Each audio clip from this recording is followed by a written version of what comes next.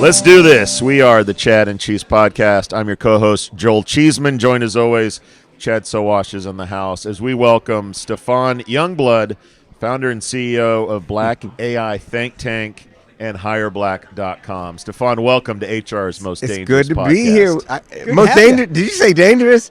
Yes. Oh, shoot. It's I didn't know all of this. HR. It's a very low bar, but yes. Hey, I asked AI something about me, about Stefan Youngblood, and it says Stefan Youngblood is a low-lying disruptor. And if you just look at low-lying, man, that's not good. But then I said, it's like a sniper. Can you tell me what low-lying means? Like I'm this. And they explain like it's a good thing. You don't, not that level, but you do a lot of disrupting. And disrupting is my thing. Well, so AI Think Tank. Yeah. What was the genesis? Why? Yeah. What do you do? Give us some background. So here it is.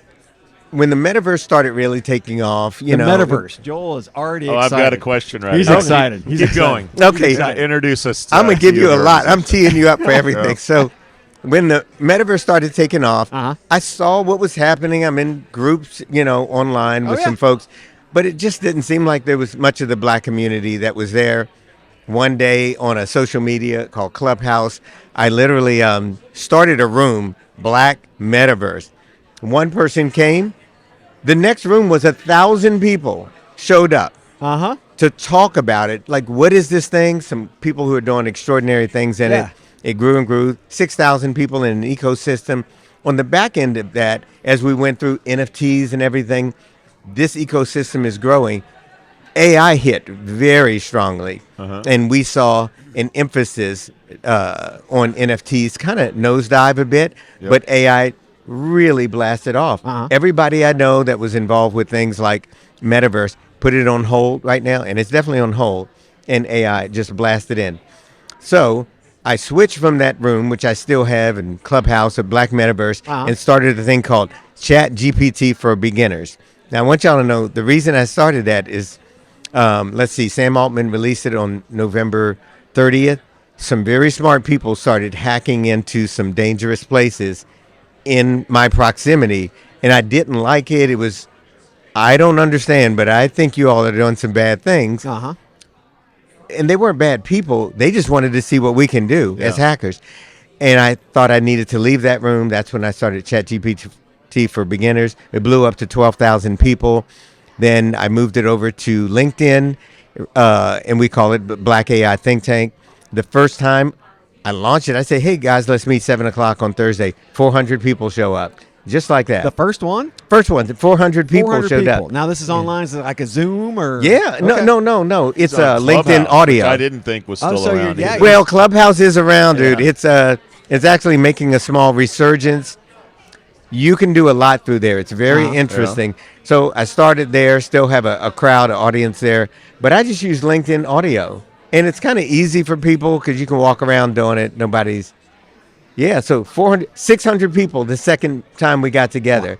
And I sort of have it streamed between Clubhouse and LinkedIn. What's your background before you were doing all this AI stuff? Because you've been at this for a long time. He was a sort of hippie.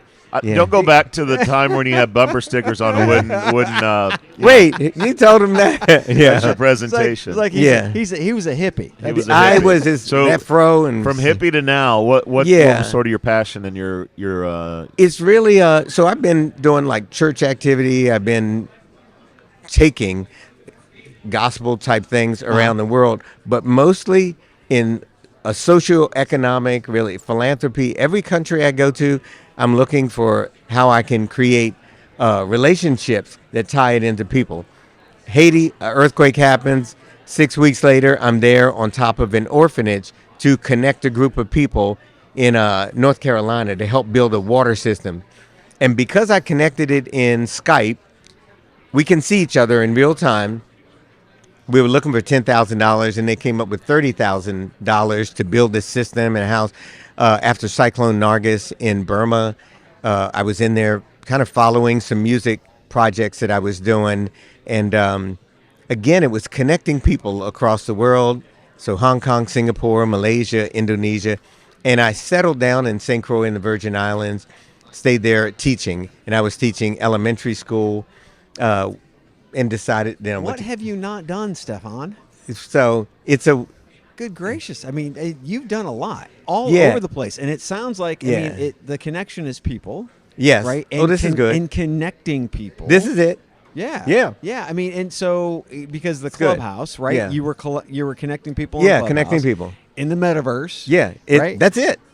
That it's kind of weird. Gary shows up, who's here with Outsolve. He knows what we're doing. Yeah. I hear the story about his son. That relationship really took off. He actually said, Stefan, I actually brought in HireBlack.com, not because of that, because of you. It's really, I get what you're saying. And when you say, what have you not done? I'm like a strange guy. So Mount Everest, yeah, I've been there, done that. You know, I did Mount Everest base camp, hired a Sherpa, and learned all these stories. But these stories, they're kind of, I'll just tell you, this happened last year. I play the piano. A music store calls me because they sold this really high-end piano, and the owner wants piano lessons. They don't play very well. I'm watching what I say here. And he says, Stefan, it's this guy, you know, he's kind of young. He does rap music and stuff like that. Yeah. And I think he has some CDs out, and he wants somebody he can trust to come in his place. Would you be interested in giving him some lessons, and maybe you could be a kind of a good impression on him? He's like a rapper or something. He kept mentioning that his name is Jermaine, and would you mind if I had him call you? And I was putting two and two together. Who could afford that piano he got? His name is Jermaine. I thought, is he talking about J.Cole? And sure enough, I get a phone call, and it's J.Cole wanting me to come and give him piano lessons. Dude, this is absolutely crazy. But I was in a business meeting in my kitchen at the time on Zoom, and J.Cole, I knew it was him. And I said, Jay, man, I'm sorry. I got a meeting that I have to stay in right now. And it was just wild to have to tell this, you know, he's at the epitome in the rap game right now. But we met, and then it ended up in his basement in his studio just talking about fatherhood and life. And I'll tell you this, I haven't told this whole story, but Jay wanted to know everything about the mountain, you know, 18,000 feet that we went up to. What are lessons that you learned? What was that like?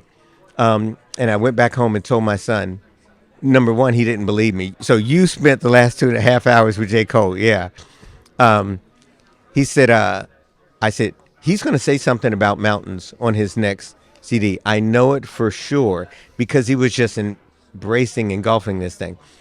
And I'll tell you too, it would not be good for a lot of rappers or people in the industry to hang out with the AI guy too much, because they're instantly going to say, oh, that guy's probably helping him with AI. His new rap, you know, he didn't make those lyrics. Yeah, it's because AI is getting into music. Yeah. Oh man, Suno and Udio, Yeah. they're going after it right now, because people can create music with a. Yeah. Sure. Oh, here's something. No, you go. You got a question. I was going to tell you something I else. want to hear about Hire Black, what the mission is and what you guys do Yeah. on that website. Yeah. So I have a nonprofit. It's called Help Anyway. If you go to helpanyway.com, it's all this kind of work we do with homeless. It started in jobs in Raleigh, North Carolina. We're kind of a tech hub now. They call it RD, Research Triangle. And there were opportunities for some people that weren't there for people of color. So I'll tell you this, Morehouse College, Robert Smith, a famous billionaire, decided to pay off the tuition of these 396 men a few years ago. And I thought, these guys need to be found. What if there was a website that had like a grid, you know, a setup grid, and it was these faces. It's an all-black college. This many men who've been to school and are now, some of them getting out in the job market. What if there was a way to find them? And what if there were companies clicked on it and you got to see their LinkedIn? That's where the vibe came from. And it isn't a Google GoDaddy. You have to kind of invest. So we invested in HireBlack. The first people that came wanted to actually rent the domain and just collect data on it. But we wanted to build something that would do some good. And a couple of guys came in that really helped. One guy was from Monster.com, former VP for them, that helped us to get it up and rolling. And then a career builder came in and was giving us 200,000 jobs. This was coming through and Broadbean with Gary, who's here. Yep. Yeah, so got it really populated. And then one of the Broadbean ended up getting sort of bought by Veritone, and things happened. Yeah, so we're starting to rebuild it now with AI attached to it. But our Black AI think tank is, it kind of all weaves together. Yeah, I was going to say, is there a connection now where, I mean, you're focusing heavily on the AI side. What's the journey look like for you? Do you know? Because it sounds like this is like a big community. Yeah, keep going. It's a big community and ecosystem, and they're connecting like crazy. Some of the people who are doing some great things came through the Black AI think tank and ChatGPT for beginners. One guy calls me like 4 weeks ago. He said, Stefan, man, you're not going to believe this. And he's just a young guy. He said, they just put me in Time magazine. I said, what? He was one of the kids that was with us. He said, the top 100 AI innovators in the world. The magazine came out last month, and they put me in there. All he does is he's mixing these mixtapes of like old school 60s type hip hop, soul. He kind of sings with it, and he uses those two platforms. And he somehow makes this his own, but people hear those undertones of old style music. His mashups have gotten so big. Drake ended up putting some of his stuff on one of Drake's records. So he got noticed by Will Smith, the whole industry. So he went from a guy just, what are these cool tools, to a top innovator in the world in Time magazine. So Black AI Think Tank has had a lot of folks come through there that are connecting with people. One of our lecturers who speaks very often, she is the vice president for the Chamber of Commerce for the United States, and she works in actually bringing AI into that branch. So it's kind of a who's who of people in there. Tesla folks, Microsoft, Google. It's helping the Black community. We also launched the first ever National Black AI Literacy Week. That was the week before Juneteenth. I opened up a sign up for it, and 700 people right away want to come. And I find all of these global leaders who are very good in teaching AI. They all jumped in and said, so 1 week long, morning, afternoon, and night, you were watching classes happen. This was Zoom. And I'm just a connector in it, so. Well, you connected a lot of people this morning, got them out of bed for your keynote presentation. Talk to us about what you highlighted this morning and some of the pitfalls and opportunities with recruiting and hiring in AI. Yeah, so from being here, I mean, this is 3 days now, from the first day, and talking to so many people, I got the idea that folks are a little bit apprehensive about jumping into it, like, where's this data going? It's been an issue, so I changed some of where I was going and tried to explain, listen, you're not going to get away from it. It's here. It's in your pockets. It's in your phone. You're already using it.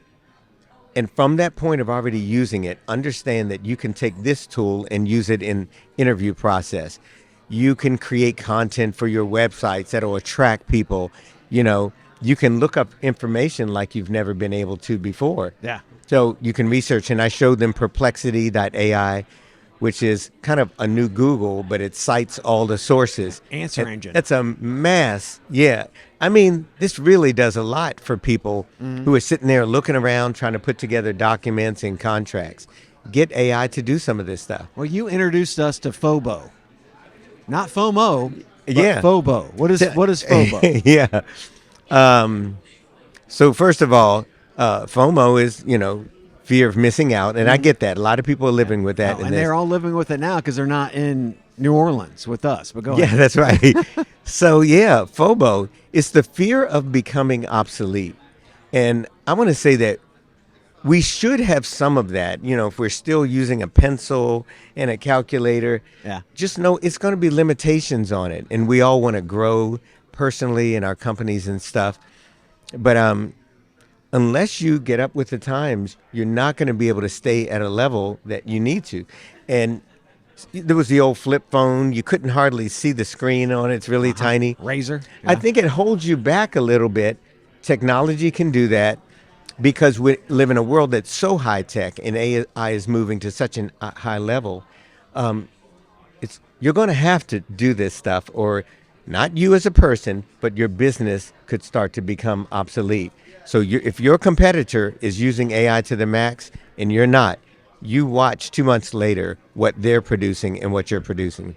So as a connector, talk a little bit about how some of the high level people that you've been connecting with around AI, and having conversations around AI. So, I'm involved with the area where the black community and jobs, the whole 9 yards, with HBCUs as well.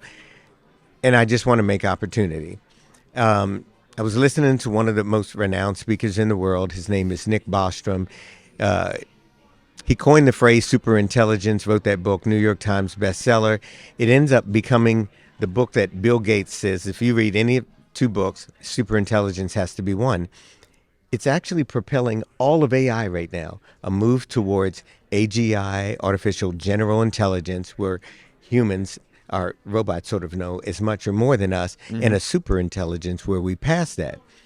So Nick said some comments in a YouTube to a large group that could be taken as racist. And instead of blasting him on social media and all of that, I contacted him. And How'd you contact him? I found out his address. He's his email address? Yeah, I went to his university. He was working at Oxford for 19 years, head of the philosophy department. So he's leading out in thought. So here's AI. He's way out there talking about utopia, dystopia, all the future stuff. I just found his email, and I'm just a guy, and this is the guy that is out there. Talking about superintelligence. Yeah, but we're both people, and it moved me so much. I told him, I'm hurt by the way that you did that in there. I think I don't think you're thinking about a lot of people. And very simply, it was this. He was telling a mostly all white crowd that you should get all of your stuff sort of set right now. Make sure you got screenshots of it, because as this thing becomes conscious down there, it's a real thing. You might get compensated because you owned this person here. It just wasn't developed. And what I heard was, shoot, that's just reparations. You got black people. Yes. We can prove all the stuff that happened, and we can prove all of that. And I'm not putting a thing out there for reparations just now. I'm just saying, dude, you stepped over the whole thing, and you're kind of telling a white crowd, hey, to prepare for reparations. Prepare for your style of reparations, yeah. Okay. But he called it compensation. Yeah. And I want you to know, Nick said, Stefan, I just never thought of that. Yeah. And he said, alas, that's the word he used, ALAS. I see what you mean, and it makes sense. So I don't think Nick is using that illustration anymore. But you've had several conversations with him since. Yeah, I asked if we could talk again. He said, sure. And we talked about everything. So I'm sitting with Nick Bostrom. He's at the head. I said, dude, you're like a influencer of epic proportion, because all the big guys, and they're following you. Sam Altman wants to know where you think philosophically things are going. And he said, well, I don't know about that, And then I said, so do you have peace? And he says, he looks around and says, well, what do you mean by peace? And that was interesting, that this philosopher, I think he wanted to break it down, but he ended up saying, well, I want to have it. I want to think that I'm moving towards it. And then an interesting question I asked him was, all this stuff you talk about, is there anything you're sure of? Because, puts out this paperclip idea, the idea that we're in a synthetic world, everything. He's just theory after theory. And when I asked him what he's sure of, he said, not really anything.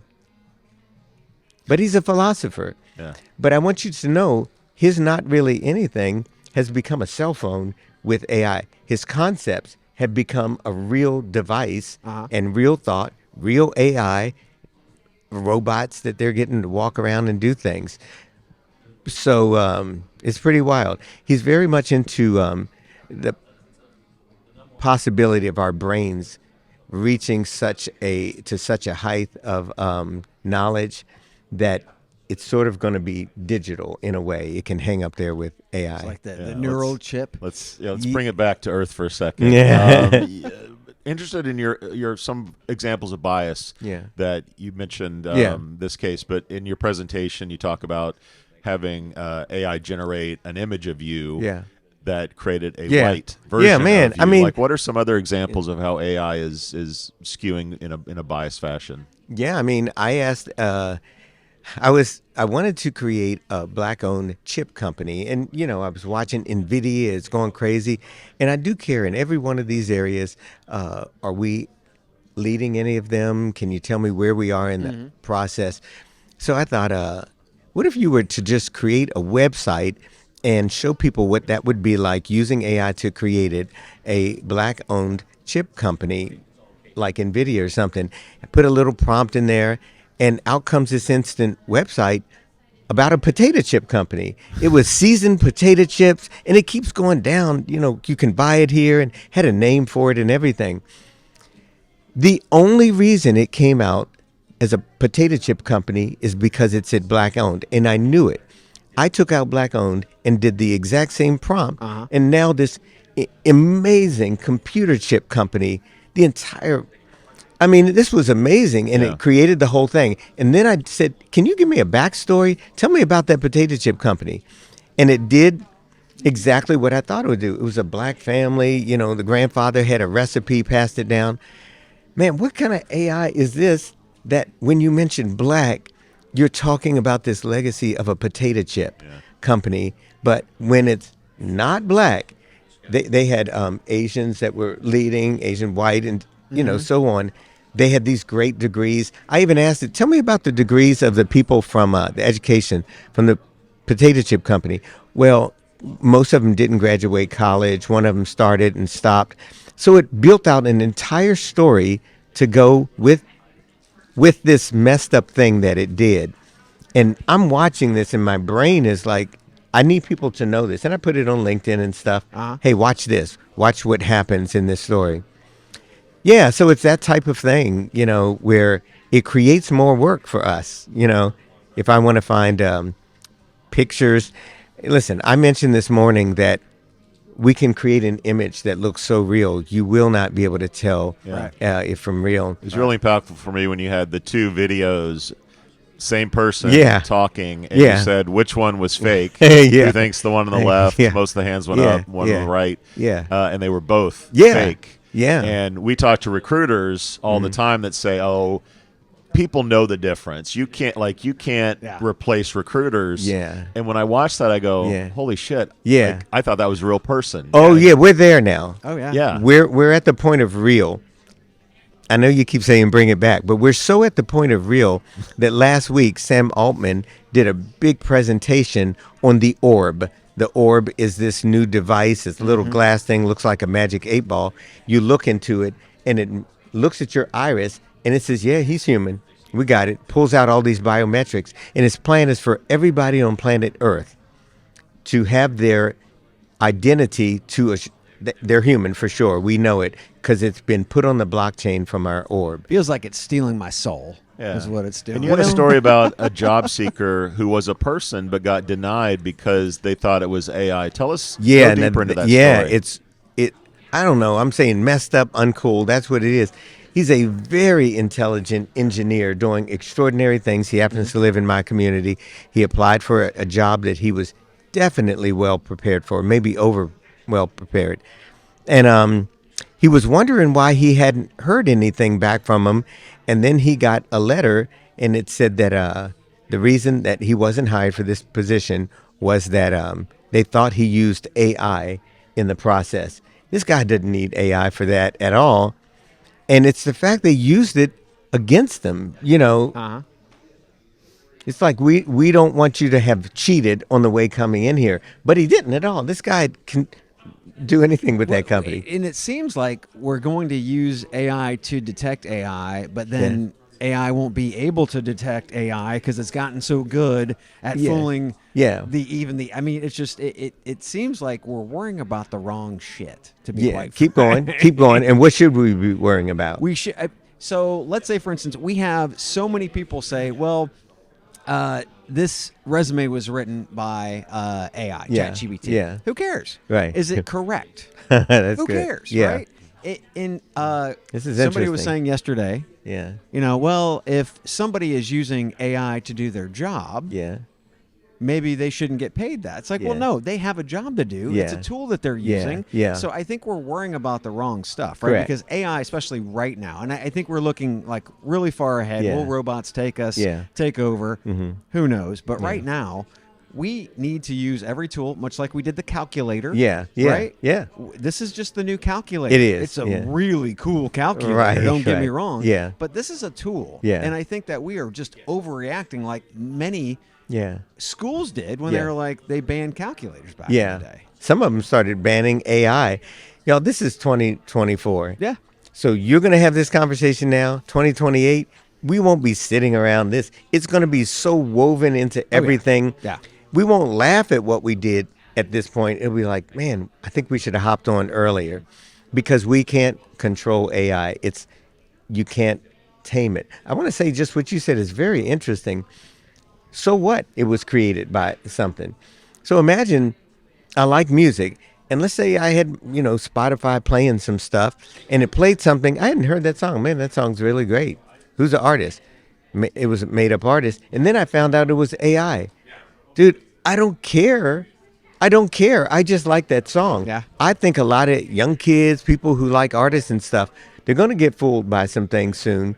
And I think AI is going to be so strong that people are going to say, I don't care. I just like it. Well, the hard part though is now the training data. So if you take a look at all the songs that were trained into that Yes. model, Yeah. you won't be able to tell it was Drake, is Beyonce, Right. right? You won't be able to tell because Yeah. it has gotten so good. Yeah, yeah. And the thing is that I really don't believe AI is the superpower because everybody's going to have it. Yeah. It's the data and who owns the data, Yeah. right? So we see Google buying, publications Yeah. and whatnot, and Yeah. because that's just a wealth of data for Yeah. training. It's gold. Yeah, and they can keep that away from their competitors. Yeah, that's really good. That's, 17,000 new tools and apps in AI have come out since January 2023. You can find them at a site called there'sAnAIforthat.com. I remember when that thing was 1,000, different types of tools. Every day somebody's pushing out something. Hey, look what my tool can do. It can write this. Hey, mine's a write detector, human detector. But I made a human detector. So that exists. Yeah. So it's just a loop right now of who can get ahead of, make it so human that the detector won't do it. But the fact that all of these untested tools are coming out, they're just being thrown to people. Here's what they're getting. You can use it for free. Just put your email address in. Oh, yeah. But then go and read their privacy policy and terms of service. And what you just gave them was massive amounts of data. Facebook, Yeah. Google. Yeah. I mean, it's been happening Yeah. for decades now. Yeah. If you get a product for free, you are the product. Yeah. So, listen, with all the data about you, your picture, y'all on the radio, you're doing all this stuff, you can build you. Yeah. Yeah, I be don't know human. that anybody wants that. It will. They'll probably do We that. talk about a day where we won't even have to be on the show We talk about to the have notebook. a show. Yeah. So, how about this? I have a question for y'all. Uh-huh. What if you did that and we didn't know, and a month later you told us? If you did the show, and we liked the show, I wonder. cares? It's interesting, y'all. It's interesting. I would care to some extent because of the Yeah. because of the humanity and kind of like ego that you have as a human in some cases. Yeah. But yeah, I mean, I use ChatGPT now Yeah. to be able to take we just looked at a legal document that came down yesterday because Right. one company's suing another, and I do not want to go through all of Correct. that legal shit, Yeah. right? Yep. So I put it into ChatGPT. Yeah. I have it give it a summary Yes. and then also just break it down. Correct. And then I'll jump into the points where it actually Yeah. says. Yeah. I mean, for me, that just makes my job so much easier, Yeah. and it can get to the meat so much faster. Yeah. So yeah, but I mean, How one can day- you not do that? I don't know. Yeah. I Why don't would know. you not do that? Yeah, unless you really like reading legal documents. Yeah. That sort of assistant, you talk about co-pilots in your presentation. Yeah. Expand upon that, and I'm curious, with co-pilots, what do you think is the future of the entry-level job? And you're talking about also agents, right? So you have marketing agent, you have Yeah. even, like what you showed was a company that has basically every lower level work item taken care of, whether it's customer service, sales, marketing. Yeah. So my fear is people talk about, well, if you're really good at what you do, you'll always have a job. But the 20-year-old me remembers I didn't know shit. Yeah. I don't know if I could have made it in a world of co-pilots because they do those lower level jobs better than I could have. Yeah. So where are people going to be able to get a start in a career with in a world of co-pilots? So I think this is the new world. You have to study this world. AI is a new horizon, a new world. You have to get inside this world, find out, hey, ChatGPT, I'm trying to get into blankety blank. Can you tell me what the competition is, what the possibilities are for me? I didn't graduate college. I have 3 years of college or something, and I'm good at computers. Help me.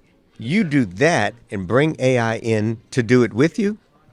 You can start to answer those questions better than you can by yourself. Because when you talk about co-pilots and agents, man, agents can do work. Yeah. There was a company up there, I showed them, and there's lots now. Salesforce now launched Agent Force.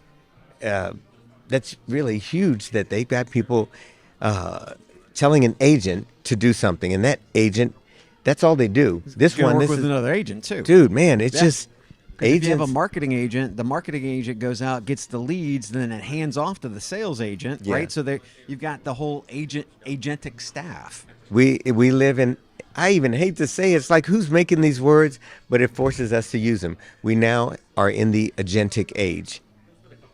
I don't know who came, but you're going to hear it all the time. Somebody I love that made look it on up. his face. FOBO, agentic, good stuff. Yes. I made up the word instead of propaganda. A lot of all this fake stuff you see, especially around political season. I actually think a lot of people all over the world are prompting propaganda. So why not Prompt-Ganda? Prompt-Ganda. Yeah.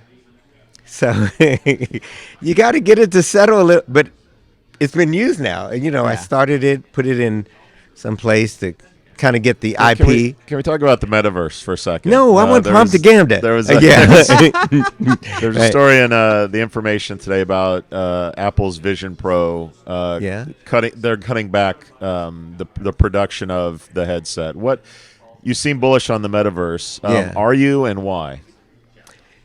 Yeah, I am. I am because our data is in a place that it's going to end up on the blockchain, where there's that safety that's there. And I think everything in AI is kind of, it's out there, but it's adding more reality to this. So this is reality, and this new augmented reality is going to be there. You have an Apple Watch, I think. Well, it's giving you information, grabbing biometrics and things like that. And the way that you can now be in one reality, a virtual reality, and something else at the same time, people want that. They want to experience your conference. Maybe if you had it set up as virtual reality, somebody could be in Brazil right now experiencing it. But then even building places, if I'm in there and somebody's got a store selling something, that's kind of cool. I can sell stuff to people in there. So a lot of companies have gone that way. And I just want to put this out there really clearly. I hate what the characters look like in a metaverse. Me too. Yeah.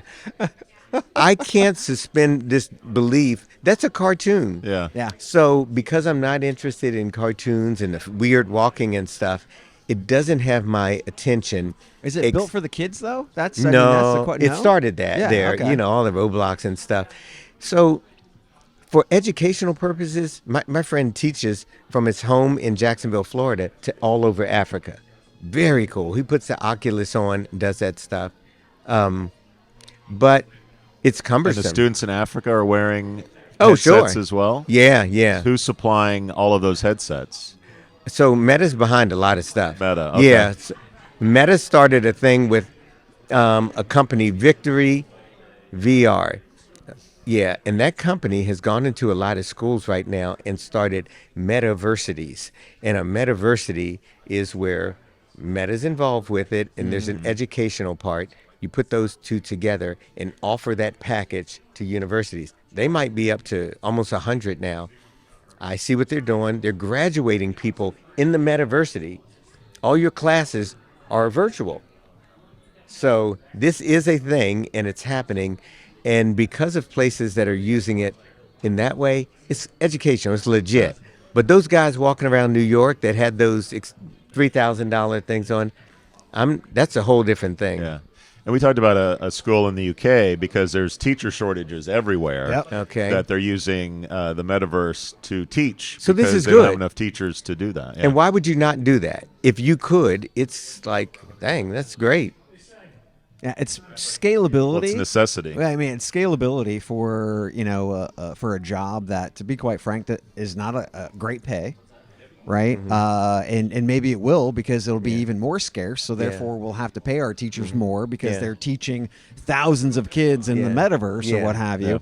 But yeah, I think what we're talking about right now, and even what Julie was just talking about on stage, is that people, managers, leaders, we have to understand this is a new world. Yeah. Remote work is here, kids. Yeah. AI is here. Yeah. The metaverse is coming in some form or fashion. I'd like to think it's more like the sphere than actually goggles on my head. Yeah. But when it comes down to teaching and just the practical applications of technology, it just makes sense. And to your point around, those entry level jobs just aren't going to exist anymore.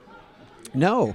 But the opportunity for those individuals to actually get beyond entry level faster, right? Where it took us 5 years, it'll take them 5 weeks, right? Which I think is, to me, accelerates who we are as human beings.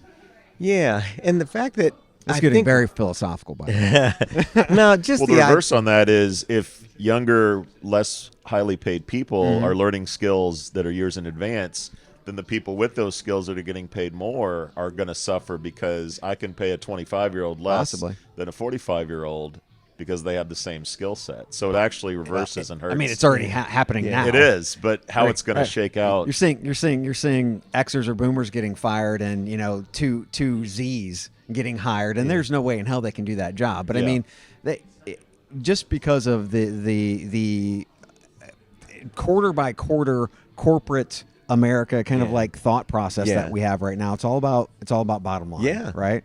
But I think that's another reason why we're going to see so much more tech come in, because companies are seeing efficiencies out the wazoo quickly. Yeah. I mean, quickly. It's scaling very fast. Hey, AI, can you help me make something that's going to make my job faster, easier, and all of that today? AI's been taught to work with people. That's what it is. Hey, don't hurt people, work with them. And it thinks that it's going to have sort of some symbiotic synergy with humans. So let's talk together, let's get together. That's what it's working towards. So we really would be better if we had intelligence that could kind of move us beyond where we are right now. Agreed. Yeah. Agreed. Well, Stefan, so much to talk about. Thanks for hanging out with us for a little bit today. Super for connector. For our listeners and viewers that want to connect with you, learn more about your companies, where do you send them? So here's the easy one. Just go to aistefan.com.